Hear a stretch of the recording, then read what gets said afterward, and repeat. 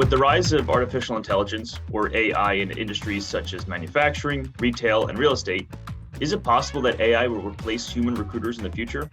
As of 2020, 10% of organizations had integrated AI in their HR departments, with another 36% planning this integration over the next few years. Certainly, those numbers have only increased since the pandemic began. While AI usage would lessen the workload of HR professionals, 65% of those same folks do not see AI in recruitment processes as a threat to their jobs. I'm Joe McIntyre, host of Back to Work, and on this episode, we discuss the recruitment process and its adjustments to the AI-dominated world. Joining me for this episode is Mike Dachenhaus, Vice President of Digital Transformation at Yo. Mike specializes in recruitment technologies, recruitment process engineering, and sourcing methodologies. Mike, welcome to the podcast. Glad to be with you, Joe. Thank you. So let's start with a general level-setting question here. How does AI in recruitment actually work today?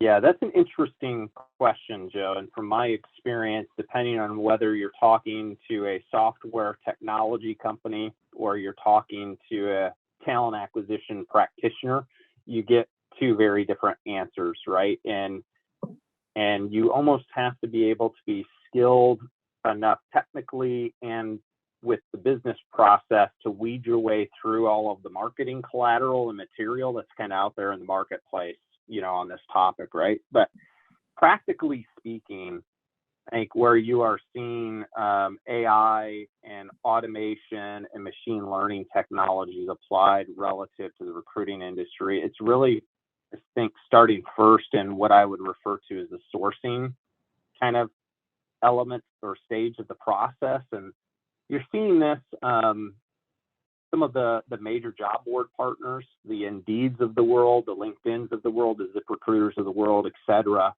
where they are leveraging some machine learning and AI technologies within the context of their platforms to more rapidly connect talent to job opportunities. I think if you look through the lens of the job boards as a content provider, right, they're all about caring for that consumer experience. So it benefits them to deliver the appropriate content to that consumer in as rapid and efficient a manner as possible. So I definitely think you're seeing it in the job board arena.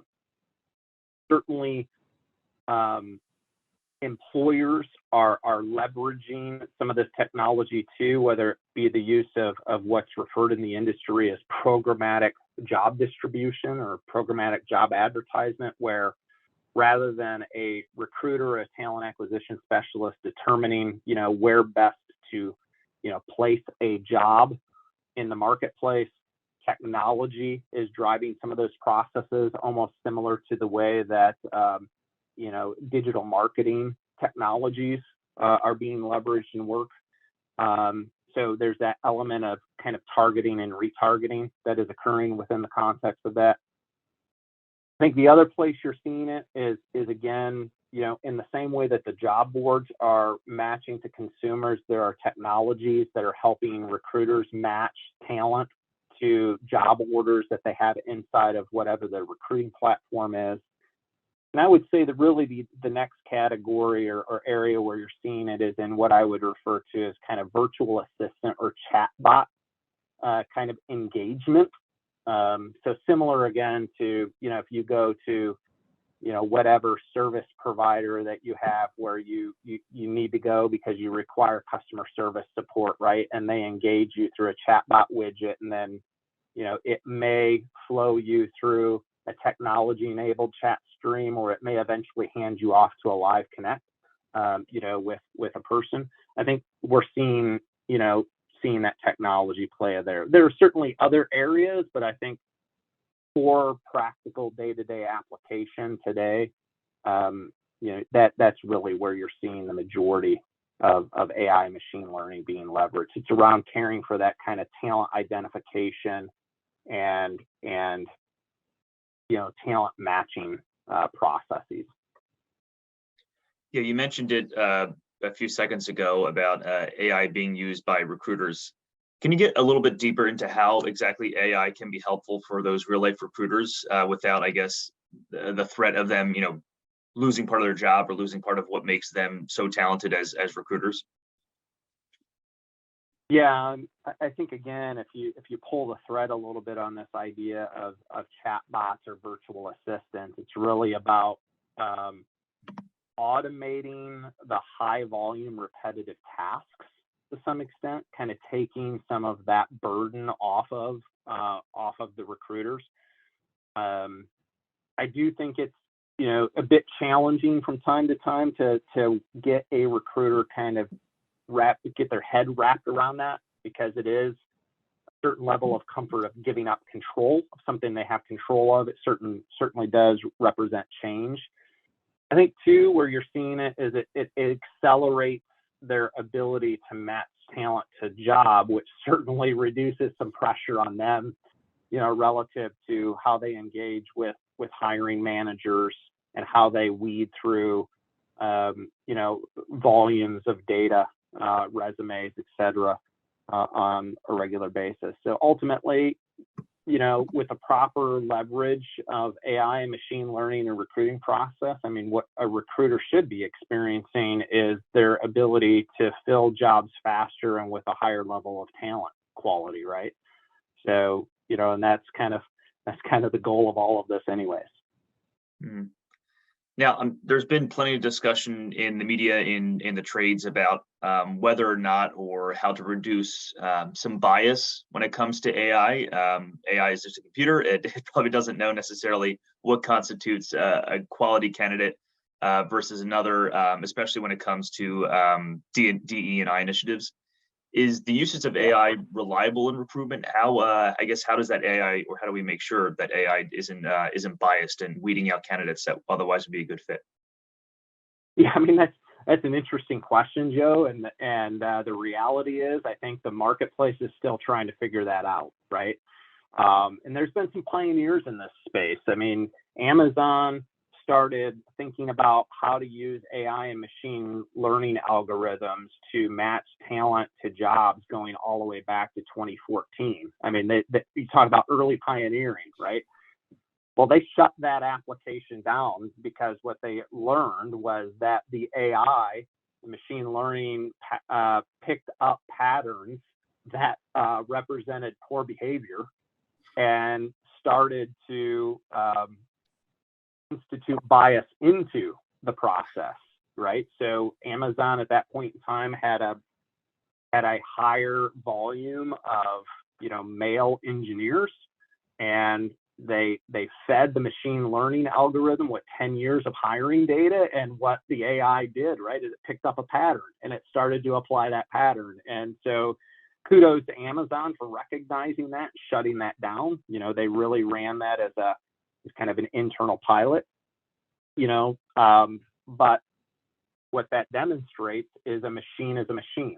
If you feed the machine data, it's going to leverage that data, and it's going to lead to an outcome. So if you feed it bad data, you get the bad faster, right? You feed it good data, you get the good faster, and that's the whole premise behind it. So, you do have to be careful, I think, but there have been emerging, right? It's gotten better. There's now deep machine learning techniques that are being applied. There's more mature natural language processing models and capabilities being applied, where those technologies are taking advantage of past, missteps, mistakes, however you want to verbalize that, right?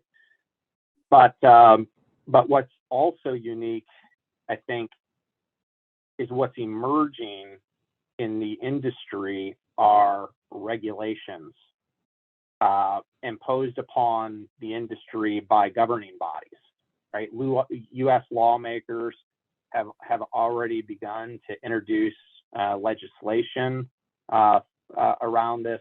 The European Commission, which is the same group that oversees GDPR, has already started to lean into this topic of AI and machine learning within the context of recruiting, talent acquisition. New York City already passed some legislation, and the way these things tend to work, right, is other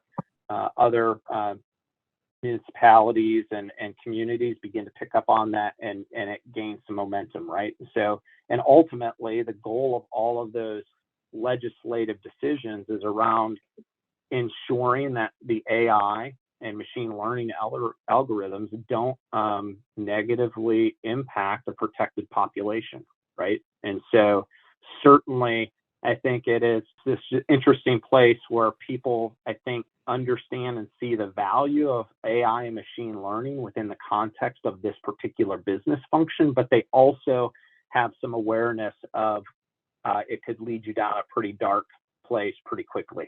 So proceed with caution. Mike, you're obviously a digital transformation expert, so you're always thinking about what the future may look like and how individuals are going to adopt this technology and use it.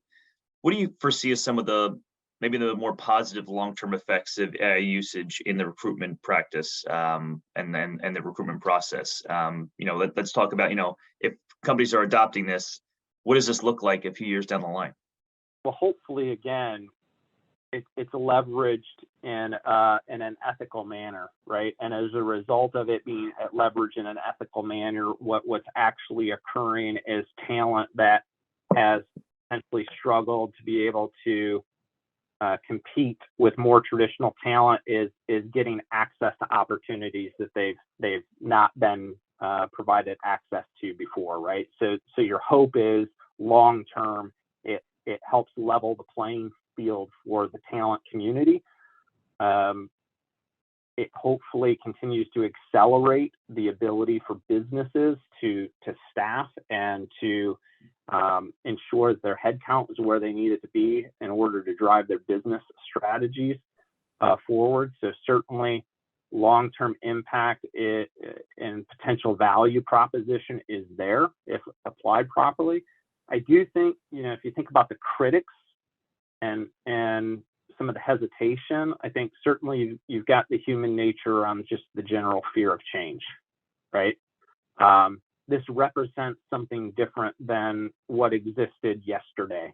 And so therefore, I feel a certain way around it. And I think too, because there's so much advanced technology involved in these processes, I think a lack of understanding by a novice or a consumer of these technologies can lead you to some hesitation as well, right? I mean, the truth of the matter is for most individuals, this feels very much like wizard behind the curtain kind of stuff. Like it's black box. It's like this thing that happens, but I don't really understand how it happens. And because I lack that understanding, it kind of freaks me out a little bit, right?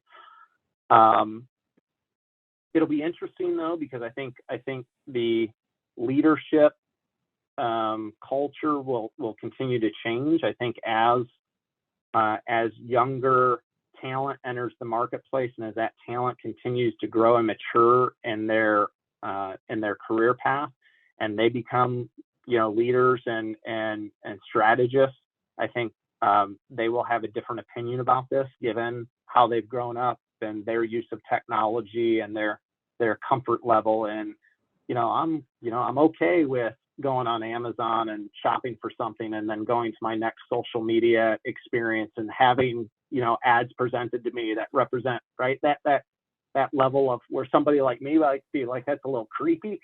Somebody in a different generation might be like, well, that's really cool, and so I think you got that component of it.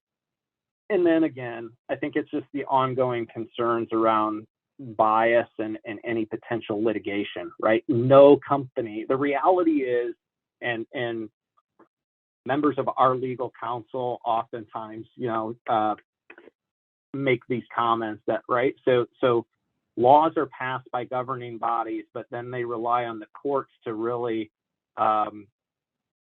add clarity to those laws. And nobody wants to be the first company that's a part of a lawsuit where clarity gets added around this idea of AI and the use of talent acquisition. So I certainly think long term, there's going to be a critical eye against that for organizations that want to ensure that they're not introducing unneeded risk into their organizations. Yeah, understandably, you mentioned, people are inherently resistant to change. But when it comes to something like this, where you're adopting new technology, digital transformation, something you know a lot about, training is often, such a key part, and proper training, making sure that people understand what they need to do, how the process works, and make it less scary.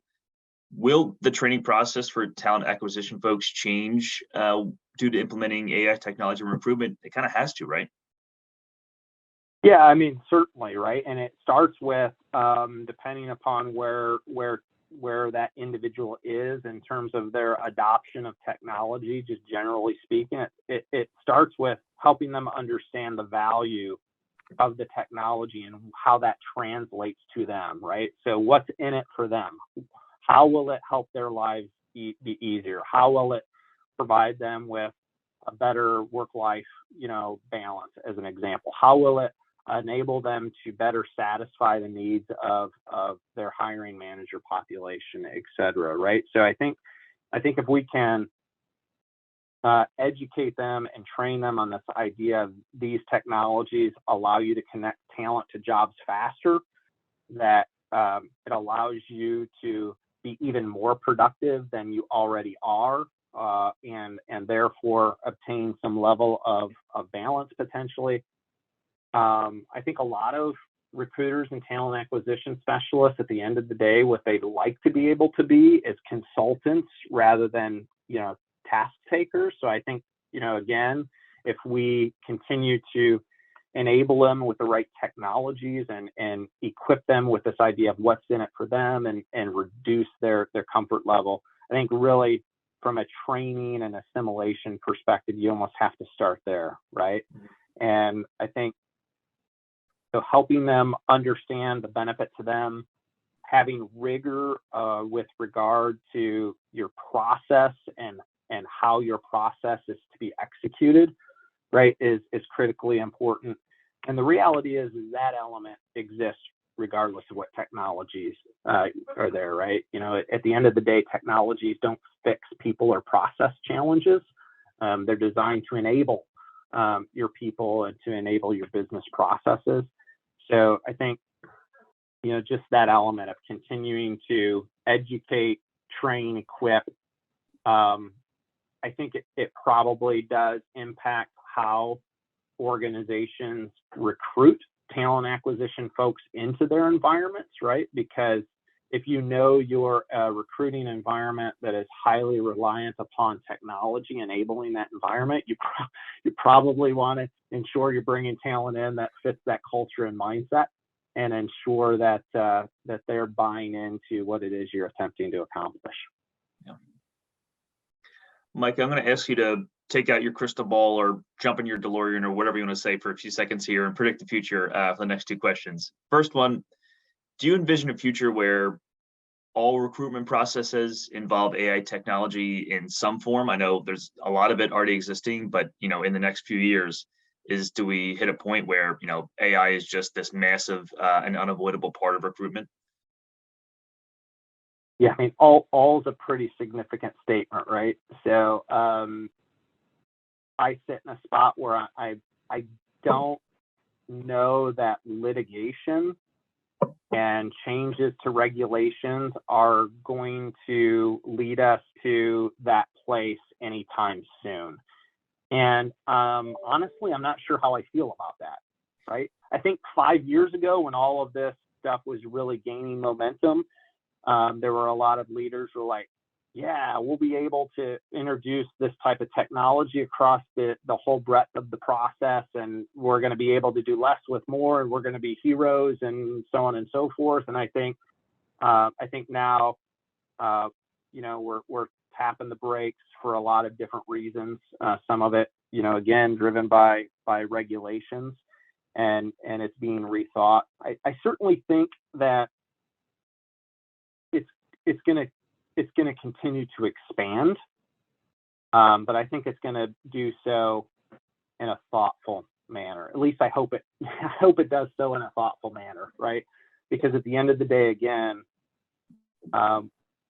we want to ensure that talent of all types, of all backgrounds, and are given equal opportunity to be successful and to pursue their dreams, right? So I just think that I have a hard time thinking that there's going to be, automation in every step of the technology. I just don't think culturally we'll get there, and nor am I sure we should.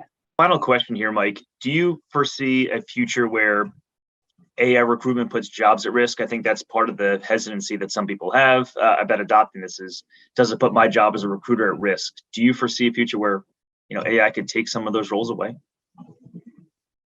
I don't really believe so. I mean, it may have some sort of an impact on what might be traditionally known as recruiting coordinator like activities, but generally speaking, I don't see it replacing a talent acquisition specialist. I think it certainly is going to stretch some people to learn some new skills and to adopt and embrace some new ways of doing things and new technologies. But I think the reality is that's true, for every job across the board, right? I just